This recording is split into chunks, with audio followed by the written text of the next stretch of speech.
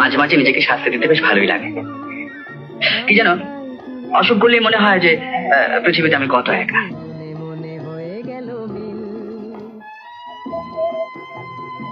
কিন্তু তোমার পৃথিবীতে তুমি এখনো একা? না, তা নয়, তুমিও আছো, কিন্তু দূরে, কাছের নাও।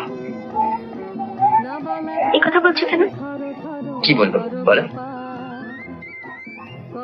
এ তো ভাবতে পারো আমি দূরের নই, কাছের।